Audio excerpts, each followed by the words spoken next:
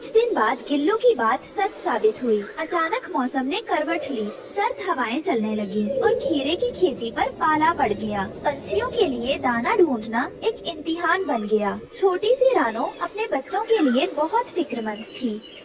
बहुत सर्दी है।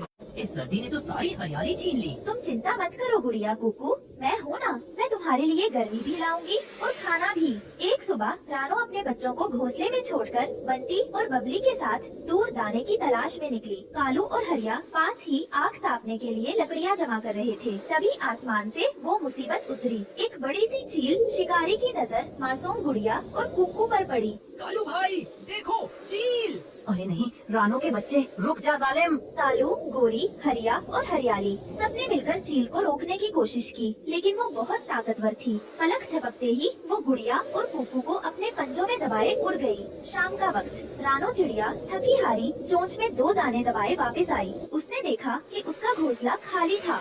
सारे पंछी नीचे जमा थे और उनकी आँखों में आंसू आ गए थे।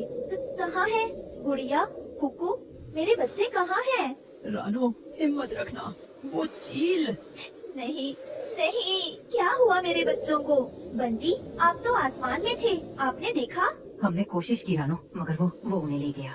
रानो ने खाना पीना छोड़ दिया। वो बस अपने खाली घोंसले में बैठी रहती और धीमी आवाज में अपने बच्चों को पुकारती। गुड़िया, कुकू, लौट आओ, माँ तुम्हारे बिना कैसे जिएगी? गिल्लू गिलहरी पास आकर एक अखरोट रखती है। रानो बहन, कुछ खा लो, ऐसे खुद को खत्म मत करो। अब क्या खाऊं गिल्लू? जिनके लिए जीती थी वो ही नहीं रहे। मेरी गुड़िया को सर्दी लग रही होगी, कुकू डर रहा होगा, कालू कौवा खुद को माफ नहीं कर पा रहा था। उसे लगता था कि वो रानो के बच्चों को बचा सकता था। हम ऐसे हार नहीं मान सकते। अब क्या हो सकता है कालू भाई? वो चील उन्हें। खामोश, हमें नहीं मालूम क्या हुआ है। एक रास्ता है, वो चील हमेशा उत्तर के पहाड़ों की तरफ जाता है। शायद बच्चे अभी जिंदा हों।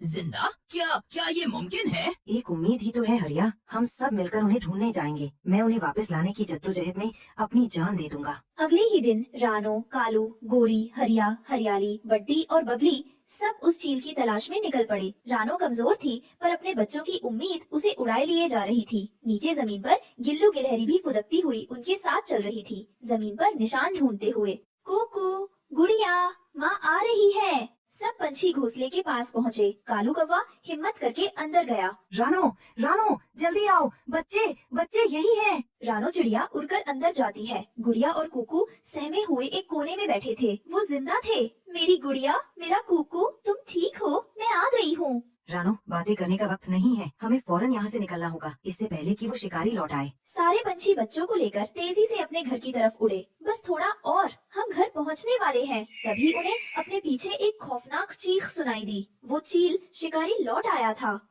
अरे नहीं, वो वापस आ। तुम्हारी हिम्मत कैसे हुई मेरे शिकार को चुराने की? आज तुम में से कोई नहीं बचेगा। सब बिखर जाओ। रानो, तुम बच्चों को लेकर सीधे घर जाओ, हम इसे संभालते हैं। जैसे ही चील ने रानो पर हमला किया, कालू कौवा, बंटी कबूतर और हरिया तोता तीनों एक साथ उस पर टूट पड़े। इसकी आँख पर वार करो बंटी। मैं इसे पीछे से रोक रहा हूँ, इसके पंख पकड़ो। चील गुस्से में तिल मिला गया। कालू और बंटी को मौका मिल गया। उन्होंने अपनी पूरी ताकत से चील के पंखों पर हमला किया।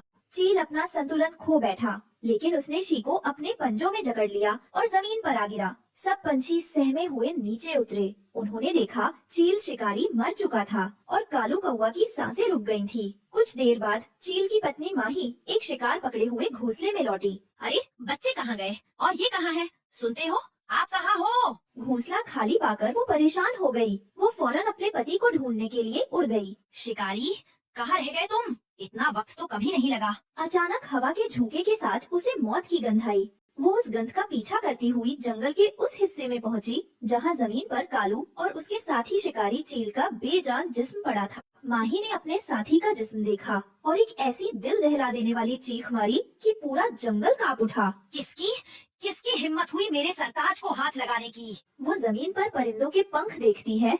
इन मामूली कीड़ों ने?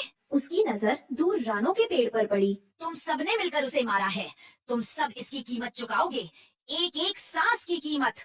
मैं तुम सबको, और खासकर जिसने ये सब शुरू किया है, उसे तबाह कर दूंगी।